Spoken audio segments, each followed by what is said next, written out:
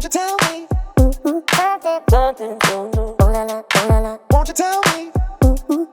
Save me.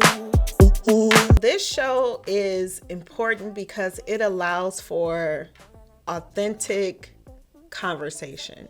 Authentic conversation where you don't have to hide anything, you don't have to protect anybody, you don't have to keep it cute for play politics, and it is authentic conversation. It's real. So, and I think as Black women, we need spaces like this. We need this whole entire podcast today was very therapeutic for me. And I didn't come into this space expecting that.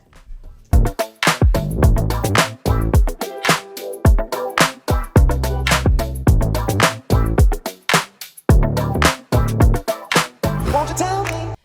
Welcome to Fortitude Rising, where we celebrate the resilience and empowerment of Black women. I'm the host, Jessica Thomas, and I'm thrilled to kick off our first episode with an incredible guest, Chama St Louis. Fortitude Rising podcast is a platform dedicated to amplifying the voices and experiences of Black women. At Fortitude Rising, we believe in celebrating the resilience, strength, and empowerment of Black women across all walks of life. Our mission is to provide a space where Black women can share their stories, insights, and perspectives on navigating life's challenges and triumphs in America. Through engaging interviews, thought-provoking discussions, and inspiring narratives, we aim to challenge the stereotypes, foster understanding, and inspire positive change.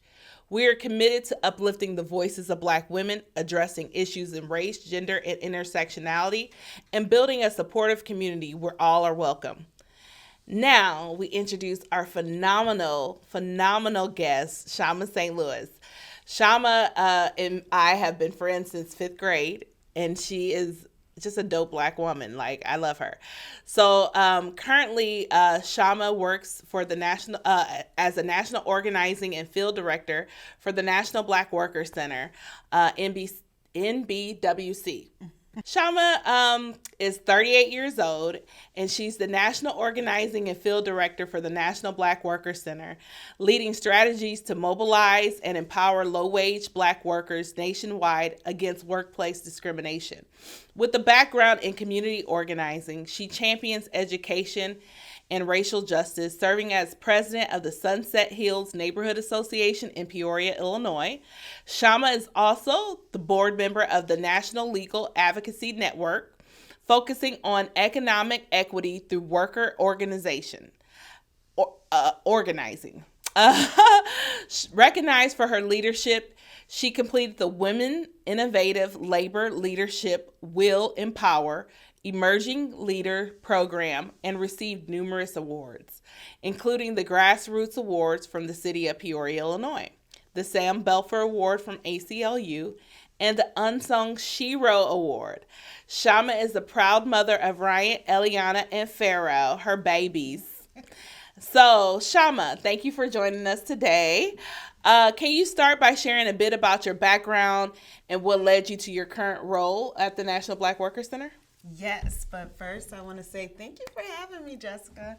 I'm so excited to be here and to be the first guest on your podcast. And I just want you to know that I love you so much, and I'm very proud of you and the work that you're doing. Thank you. And proud of you with doing this podcast. So, let's see, what led me to my work at the National Black Workers Center. I started off at age 14. Mm-hmm. I went to boarding academy, and in boarding academy, I had my first introduction to racism and discrimination, right, and classism.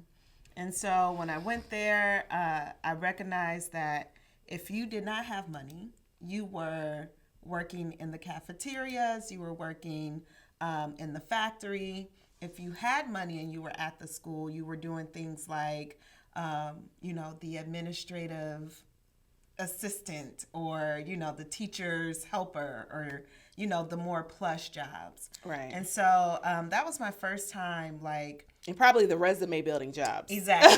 The resume building jobs. And so that was my first time really seeing money determines, one, not only the quality of education that you get, because what we were learning back home versus what we were learning in the school was vastly different.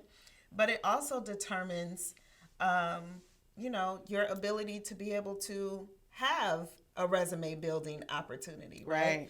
And so I knew something wasn't right. And in my mind, I thought, okay, well, something's not right. I want to do something within the school system to fix this. Right. And so I determined that I was going to be a teacher. While I was at the school, we implemented Black History Month. I became Girls Club vice president, and I was like, you know what? When I leave here, I'm going to go to school. I'm going to be a teacher so I can make sure that students in my community don't need to go to a boarding academy in order to have like the opportunities that I was getting, right? Right. And so I got to college, and when I turned... So where did you attend college? I attended college at Andrews University. It's in Berrien Springs, Michigan. It is... The boarding academy I went to was a private boarding academy, and most students go to that college. Okay. Right? So it's like a feeder school. It was a feeder school, yes. Okay. And so I went to Andrews University. I started off doing English and education. And then I took an internship when I was 18 years old in the summer at the Illinois Black Chamber of Commerce. Okay. And when I got there, it was like a whirlwind of learning information. It was then that like I was traveling, I was in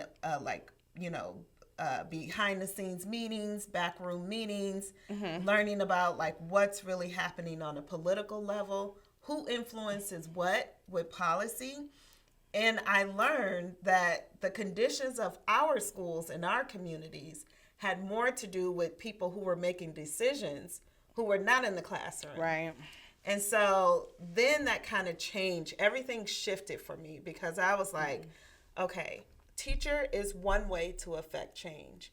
But if I want to affect change and have it be something that is universal across all schools everywhere, then I need to look at it from a political standpoint. Okay. So that's where you got the political bug. That's where I got the bug. Okay. Yep. And so I ended up staying at I dropped out of college, worked my way up through the Illinois Black Chamber of Commerce. I stayed there for 12 years.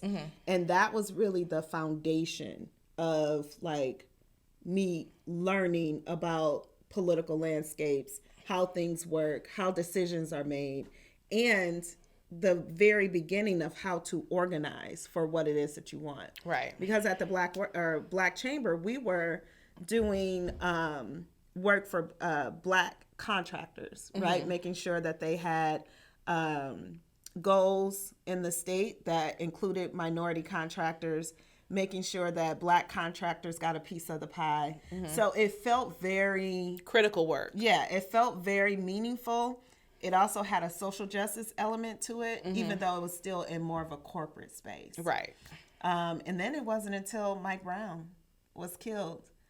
And I don't know what switched for me, but I was like, I need to do something that is more fulfilling for me.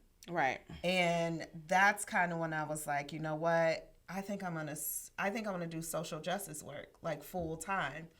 And so I will never forget this. And Mr. Ivory, the CEO of the Illinois Black Chamber of Commerce, can attest to this. I walked into his office in August, and I said, December 23rd, I'm quitting. I remember this. And he was like, what? Like, where is this coming from? And then he said, okay, well, why December 23rd? And I was like, because I don't want to worry about work through the holiday. She was like, give me my Christmas break, yeah, okay? So he did not believe me at all. But December 23rd, or I think it was probably the 22nd, I came in with my little box of stuff. And I was like, so did you have another job lined up at that time? I did not. Oh. She did what my mama always tell us not to do. Right. I did not have another job lined up.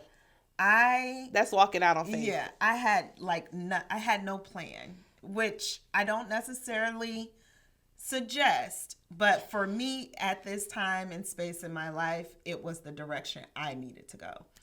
And so. So what made you think that was the direction? Like sometimes people say God speaks to you. God led me to this. Yeah. You know, I had a premonition that this is what I'm supposed to do. So what led you to make that life alter? Because you had kids at that time. I did. So that was a big move. So what led you to that? What led me to that decision was the fact that I felt so heavily and so I felt so convicted about being in this space, and I couldn't see the rest of the plan. I just knew that I needed to do something to help our people. And even though I was doing a little bit of that with the chamber, what I kept feeling in my heart was that it wasn't enough for me.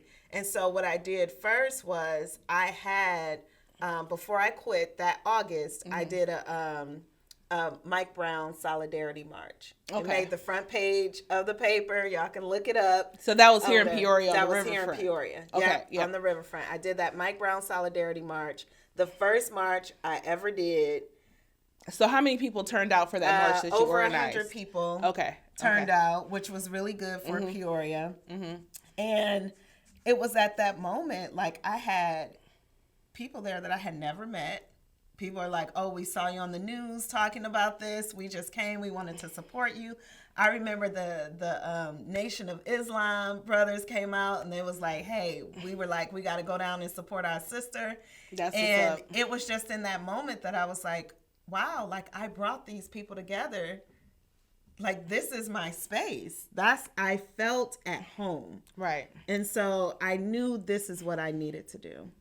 And I did it. And when I quit, I started working as an independent contractor. So I would take jobs here. I worked for some folks who were running for Congress. I took a job up in Chicago as a contractor, as the public relations and spokesperson for the Honorable Dorothy Brown, who was the Cook County Clerk of the Circuit Court. So she was running her reelection. So how did you get into that? Because for people who may be thinking about doing a shama, quitting a job before having another job, how did you transition into that space? Networking. Okay. Networking. So I had, during my time at the chamber, met a gentleman. His name was Quentin King. Okay. And he was very well connected in Chicago politics. Okay. And then obviously the connections I had having been at the chamber and working with Larry for so long.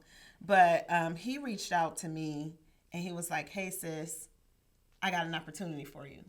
And I was like, what are you talking? I can't do this. First of all, this lady was under scrutiny. She had a whole FBI investigation happening at the time. It was major. They were really trying to put her through the ringer. Essentially, things that, white men do in politics all the time, right? If a black woman does it, the whole world falls apart. Right. And cool if they do it. Right. Exactly. And so I was like, I'm responsible for recreating her brands, re-putting her out there. I don't know if I want that responsibility. And I don't know what I'm doing. I've never done this. And for some reason, he felt that I could do it. And so I took the opportunity that helped me, pay my bills. And we won. Yes, right? they did. We won. They did. I, was coming up with these ideas and implementing them, and they were working. And so we won that reelection. And then from that, I was able to get other opportunities to work on other campaigns. Mm-hmm. And then also, even though I left the chamber, I did contract work with the chamber because they still needed me. Right. They still needed me. So it's all about relations and networking, people. Yeah. So that's exactly, that's how I was able to make that happen. And that's how I kind of took that switch over into doing social justice work. And I did that. I hustled for 3 years. Wow. So for 3 years, I, hustled. I, worked for different people. as a contractor, doing whatever, because I had a multitude of skill sets.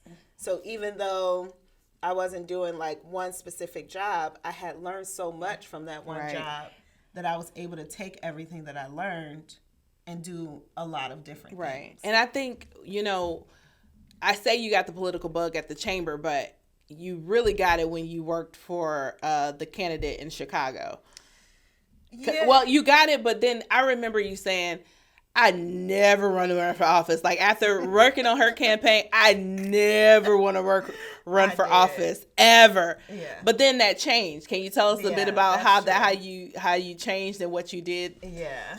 I forgot about that. Your memory is good. I was like, I saw what they put her through, and I saw her crying every night. Like, when I was working for her, I stayed at her house. Mm-hmm. And she had news media outside of her house camping out all the time, waiting for people to go in and out. The harassment is real. And part of the reason why I stayed is, one, she was in Chicago, so it was just easier. But two, so that I wouldn't be harassed outside of being with her. Yeah. So, and I would watch her go out and put on like this really strong exterior. Mm-hmm. Like, she was bad at A. Mm-hmm. You know what I mean? I don't know if I could say that word. We could block it out. Okay. She was bad. And so bad in a good way. Yes.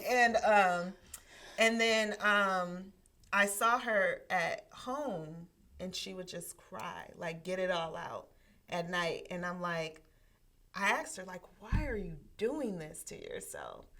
And she was like, because people need me. Right. They need me in this space. Right. And so I was determined. I was like, I'm never running for office. Like, I would never deal with this. Mm-hmm.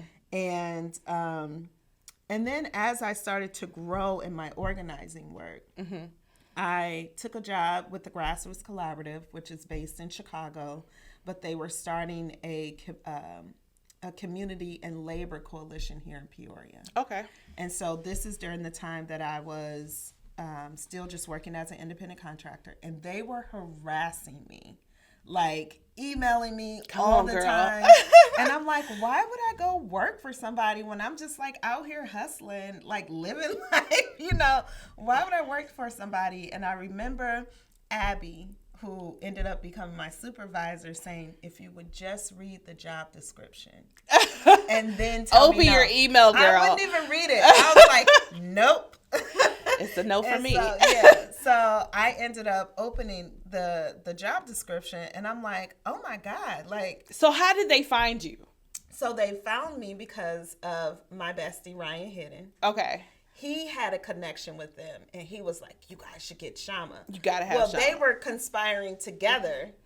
Oh. Yeah, to get me to do this. And I was just oblivious. Mm-hmm. And so, and then he was telling me, like, did you look into it? I'm like, Ryan, I'm not doing that. Like, I'm not doing it. And so finally, I'm like, let me open this email and read it so I can tell this lady no. Mm-hmm. And I open it, and I'm like, oh my goodness. You want to pay me this amount? To do what I do already? To do what I'm already doing out of passion? To do what I do for free? And I'm like, there's something called a community organizer? Right. And I'm like, oh my God, like, this is great. So I took that job, and I stayed there for 6 years. Oh, wow. And when I was there is when I, like, around 2018, mm-hmm. I started getting the bug that I might want to run for office. Okay. And so was it 2018? It was 2018. Mm-hmm. Yep, it was 2018. Oh, okay. I thought you had it a little bit before that, but okay. No, it was 2018. So what made you get the bug in 2018? What was it about that year? I think really what it was is I felt like I was reaching a plateau. Okay. In my work and what I was doing for people. Okay. And so in my mind, running for office would be like the highest thing, the last that I could give of myself. Okay. Right. For public service. To serve people. Mm-hmm. And so, I kept praying, like, okay, God, what should I do? Like, what should I run for? And mayor would pop up, but I was like, no. Let me try to find something else, right? Something that feels more attainable, that feels more realistic, and it kept popping up. And I went to an environmental justice town hall. Okay. And I sat in the seat, and they were doing a drawing. And the person who was doing the drawing, his name was Pastor Mike Brown. Okay. Which Mike Brown was the reason I started my organizing work in general. And I said, okay, if I win this drawing, because I never, you know how I'm a perpetual. You don't have the lucky streak. I am a perpetual, like, I sign up for everything and never win. Right. Okay, so I'm like, if I win this drawing, I'll take it as a sign that I should run for mayor. Right. Won the drawing. Look at God. Won the drawing. And so that's how I was like, okay. And I cried about it a lot. I was like, ooh, Lord, I do not want to do this. It was like when Jesus was praying in the garden before he was about to be crucified. Like, is there anybody else you can do to get this, to do this? Because I don't want to put myself through what comes along with that. And see, that's important because you already knew what comes along with that. See, you guys will learn about me shortly, but I didn't have no clue. I had no clue. I didn't have no clue. So, but you knew, and you still did it. And I still did it. That's kind of insane. Because I was more afraid of what would happen if I didn't follow that calling to do it than if I did it. Right. So for me, it's always been about making sure I listen to what my intuition is telling me. That's brave. Even if I didn't win, you know what I mean? So the outcome was not what I wanted it to be initially. Later in the years to follow that race, I understand now why God had me do it. Right. But at that time, I was like, I done went through hell and back to lose. You know, like, what was this about? I done agonized over this for years. Right. So share some of that experience. Like, when you already told us how you started to think about running for office. Share the experience of, like, organizing that campaign and what you went throughout that campaign up until the election. Kind of share with us that and speak to some of those challenges in that period. I know we like to close stuff up and put it in a box, and we don't want to open that box. But I think it's very important for us to share, be very transparent and clear about what you experienced and what you went through. So, you know, it was a slow build. The first thing that I did was identify certain people in the community who would be considered my elders. Okay. Right? That I would want to talk to and say, hey, here's what I'm thinking about doing, and get advice. Right. Those people shall not be named.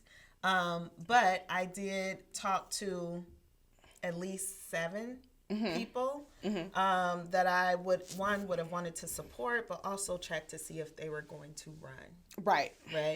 And so you did what I didn't do. Shama did it the right way. Yeah. I just jumped into the pool. But go ahead. But you know, I took folks out. We had lunch. We talked. I had phone calls. I went to people's houses. I showed up at She their did offices. her due diligence. I sat down and I had conversations with them. Wow. And they, in a lot of ways, reaffirmed me. Right? Like, if this is what God is telling you to do, you should do it. You know, like, do it. We'll support you. We'll help raise money for you, et cetera, et cetera. None of that happened when I ran. So once folks realized that I was serious. The snakes in the grass. Yeah. Once folks realized that I was serious, everything switched. Right? So this was 2018. I started having the first conversations. 2019, because I knew I wanted to announce in 2020 and give myself a year of just like building. Right. One, because I was not already in an elected position. And two, because there was a whole, even though I had some form of popularity, right, there was a whole part of the city that didn't know who you were. Exactly. And so 2019, I had those conversations again to check, to make sure certain people were or weren't running, because it had been a speculation that someone else within our community may run. Right. And when you say our community, you mean the Black community. The Black community. All right. Right. And so I wanted to kind of ensure that we wouldn't be stepping on each other. Right. And from that meeting, I did not get a confirmation of anyone running. So okay. I'll leave it. I'll leave it there. And now listen, Fortitude Rising is a transparent portion. Yes. But I understand if you want to be safe on some things. Yeah. But feel free. This is a safe space. Yes. Okay, so I met with Rita Ali. All right. Current Dr. Mayor Rita Ali. And we talked about, in 2018, we talked about if she was planning to run. I think she had just made council. Okay. And so she was like, I'm only focused on council. I don't see myself running. And then around the year of 2019, I would hear that she was potentially planning to run. Okay. And so by December of 2019, I spoke to State Representative Jahan Gordon Booth, and she told me, I think Rita might be planning to run. You might want to, we had like a 4-hour conversation. You might want to check with her.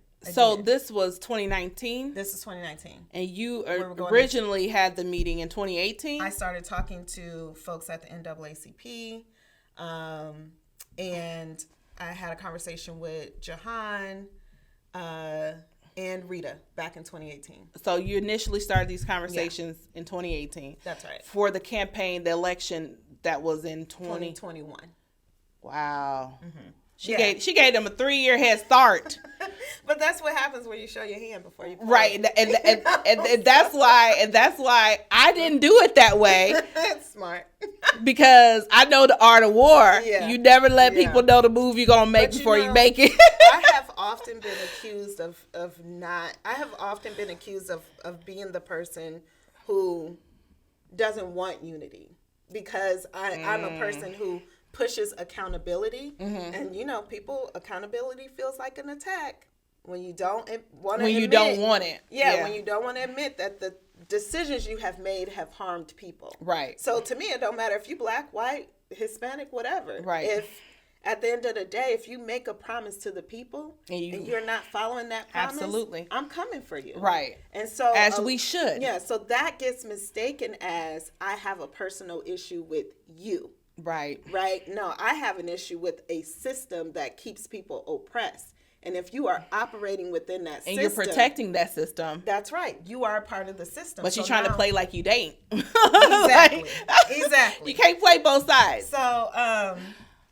So with that being said, I really wanted to make sure that when I ran, it wasn't dirty. Right. And it wasn't muddy. Right. And so this is why I wanted to show a display of unity. Like, no, I'm coming to y'all, like, folks that I would. And why did you decide to come to those particular people? Because for the people who are listening who may not be from Peoria, may not know who these people are. So I just want, and if you're thinking about running for office and being a Chama St. Louis, like, I want you to kind of explain why did you decide to talk to those particular people? I decided to talk to those particular people because they were the folks that Black people in the city saw as a representation of our voices. Okay.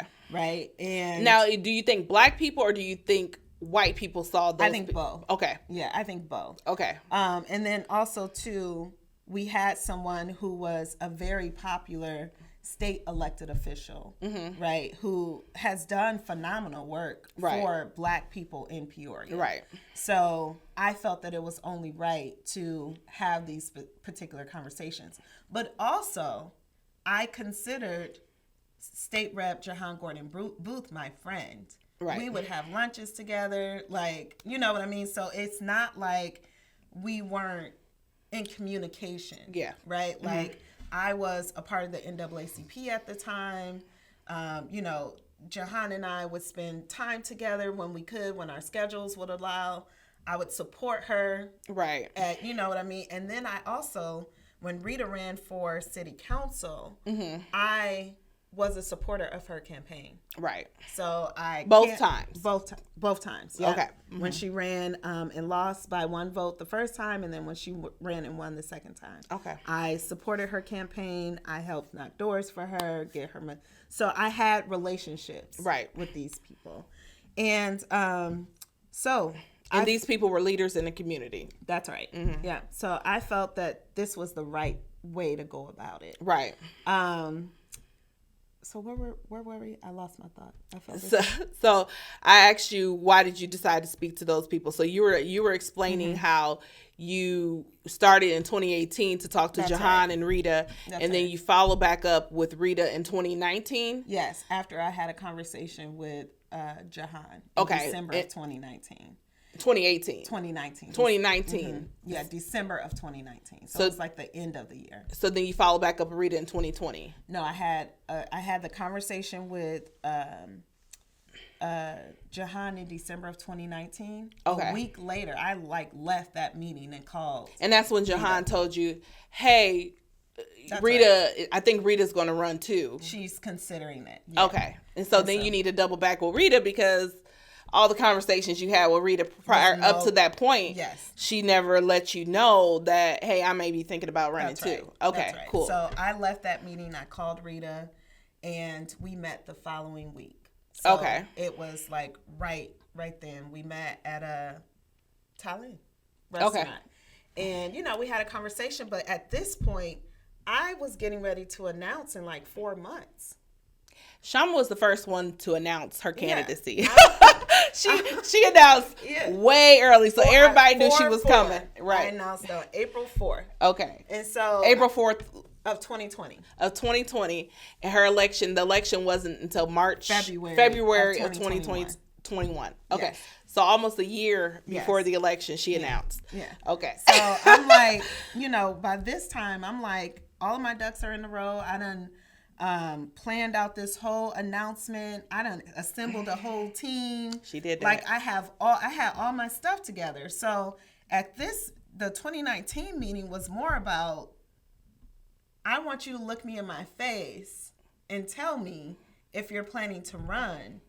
And we may walk away from this meeting with the understanding that we're both going to be in this so race. you were never like, if Rita runs, I'm gonna step out. Never after a certain point. Yes. There was a time before that I was, but at that point I had gotten people involved and engaged, and I was like ready to go. No turning back. Right. And so I was. So had she let you know? Yes. In like 2018. Oh yeah, I would have. That she was thinking about running. Yeah. You would have never ran. Yes. Okay. Right. And so, and to be fair, maybe she wasn't thinking about running. Right, because I later found out. Do you think somebody put her up to it? That Jahan had been pushing her to run, which made me feel slighted, because it's like, well, I've been having conversations. If you knew for the last 4 years, because I read in a newspaper article where Jahan had mentioned that she had been pushing Rita to run for 4 years. Well, during that time, I was having conversations about running.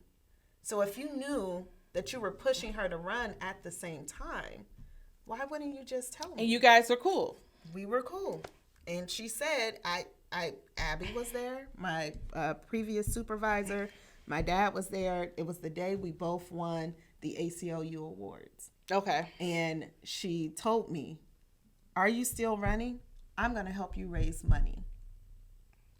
And so when I read in that newspaper article that she had been pushing her to run for 4 years, but we were having a different conversation, of course I felt some kind of way. Absolutely. Right? As you should. And so by the time I got to that 2019 meeting, at the end of the year, when I'm planning to announce in 3 months, I'm just like, look, I'm giving you the opportunity, because I respect you, right, to look me in my face and tell me what's going on.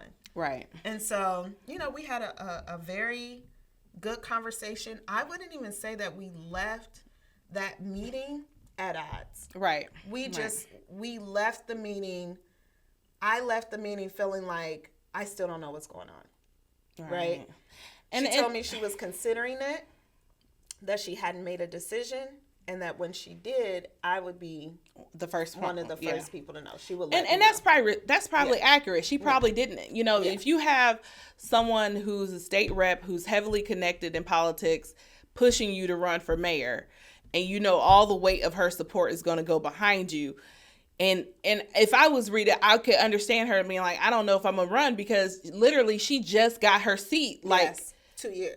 Not even 2 years at that time. It was like she wasn't even a councilwoman for a year. Yeah, so she won her election, in 2018, 2019? 2018. 2018. Yeah. So you just got into a seat.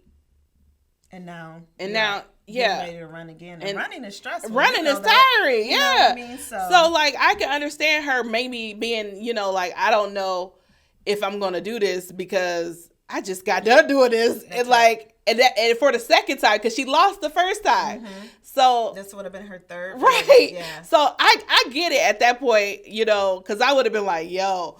Yeah.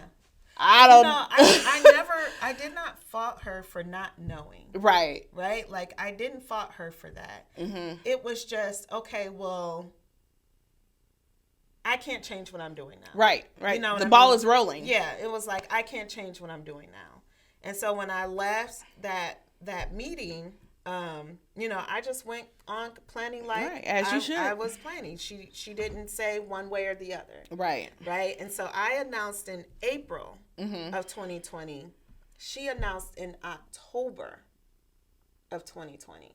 Wow. So, I'm sorry, September. Okay. September of 2020. Okay. And I have been hearing, right, because people who were saying they would support me, their support was backing off because they knew Rita was coming. And so you weren't the first one she let know that she was running? No. Okay. No. They knew she was coming. So folks who were, considering supporting me or said they were supporting me and I had their vote, once Rita was entering into the picture, it was changing the dynamic, right?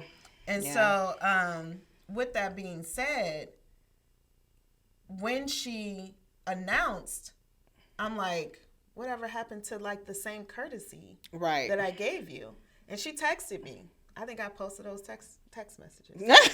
Got the receipts. Yeah, she posted the texted receipts me and said, I know you may be feeling some type of way about my entering the race.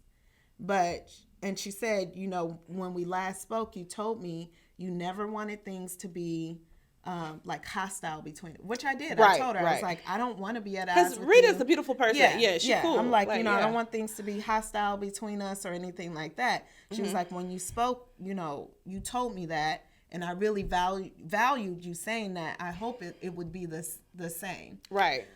So I just had to hit her with, this is a terrible strategy.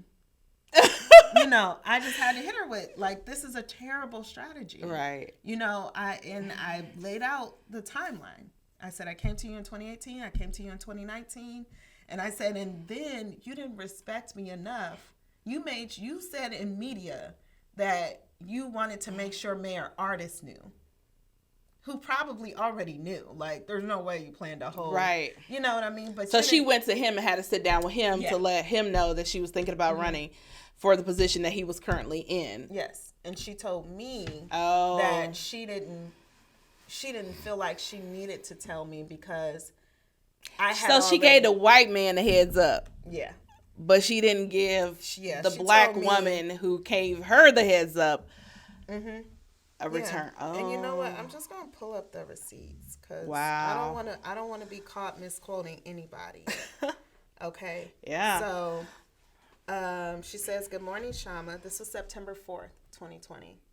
I'm reaching out to you knowing you may be feeling a certain way about my entering the mayoral race. Although we discussed twice, and you knew it was likely a possibility that we may both Wait a minute. How did you know it was likely a possibility? Because Jahan told you? Jahan told me, and then December of 2019 is when she finally said she may be running, right? And I walked away from that meeting with the idea that we could potentially be in the same race. So she did say she may be running. Yeah, it wasn't a definitive. She said she hadn't made a decision. Okay. But she was thinking about it. That we both may be candidates in the same competition. I recall you saying you never wanted us to be in a bad place with one another, and I really appreciated hearing that. I feel the same, and I want you to know that I respect you and your relentless fight for social justice, your tenacity, and your many talents. Don't let anyone talk you into anything that you don't want to do. I have nothing but love for you, and I'm here to talk if you ever want to. Okay, that's sweet. Nice. Okay. And I said, thanks, Rita. I did ask you to meet with me twice, once in 2018 when you stated you were only focused on counsel. Then you told me I reminded you a lot of yourself at my age, and that you admired my work, and also that if I felt this is what I'm being led to do it. Mm-hmm. Second, when I heard from someone else that you may be running. Although I do feel this is a terrible strategy and does not promote unity between our community, it's really not the fact that you entered the race that bothers me. It is the fact that you felt Jim Artis was worthy of a heads up, but you didn't offer me the same courtesy. Mm-hmm. The courtesy I gave you 2 years in a row just out of respect.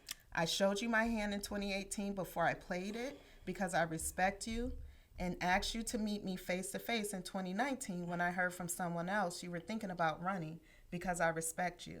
I don't get it. You have a seat on council already. If you have one vote already. You can do and push for what you have on your platform already in the position you are currently in. It just feels very selfish. If you run and win, you don't increase allies on the council. The dynamic stays the same. If you run and lose, you're in the same position you were before, but you've made it more difficult for me in the meantime. As I said before, it would make more sense for both of us to be on council versus one of us. We could do more together around the horseshoe than as competitors. Yet and still, there's no hard feelings. I respect your work and your longevity. Still wishing you the absolute best, and still all love. All right. Okay, so did she respond to that? She did. She says, I'm sorry you think I'm being selfish. A council member doesn't have near the authority as mayor, not even close. Electability is crucial. An artist is not even the candidate, although it appears he is, because that's what people want you to think. Well, let's stop here. Electability. Mm-hmm. It's so many things that I want to kind of dig in here. Yeah. So electability. I want to come back to that. But the first thing is, a lot of times and we're middle-aged now, but younger. Are we? We are. That's middle age. People are people living to 80 normally, or is it like 65, 70? Oh, we're middle age. Okay. So us younger Black women, oftentimes our elders, like, we don't get the support and the mentorship and the guidance that we so desire and honestly should have from them. Oftentimes they're still competing for positions, and maybe it's because of the racial climate and the opportunities weren't available to them when they were our age, or they didn't feel like they could do what we're doing at our age. So they're still competing with us, even though they're nearer to retirement than not. Right. Mm-hmm. And how, that's just difficult navigating that. So, we're going to keep electability on the table because that's an important thing to come back to. But I want you to kind of speak to that, the older Black women with the younger Black women dynamic. Mm-hmm. Yeah. And so as we talk about that, I've always wanted mentorship from the older Black women here. I'm but I felt that I was always seen as the enemy. Right. Right? Never as the sister. And so, you can only push for, it's like the friends who don't want you to be a part of the friend group. Right? The mean girls. Yeah. Eventually you're going to go and do what you need to do. Right? Eventually you're going to be like, okay, they don't want me a part of the club, or if they do, it's only in this box. Right. I can only do this. Yeah. And if I step outside of that, then it's a no-go. Yeah. And I think if you stay in line, it's cool, but if you try to be the line leader, that's right. That's when we're going to have a problem. Won't you tell me? something, oh la la, oh la la. Won't you tell me? Something, save me. Won't you tell me? Something,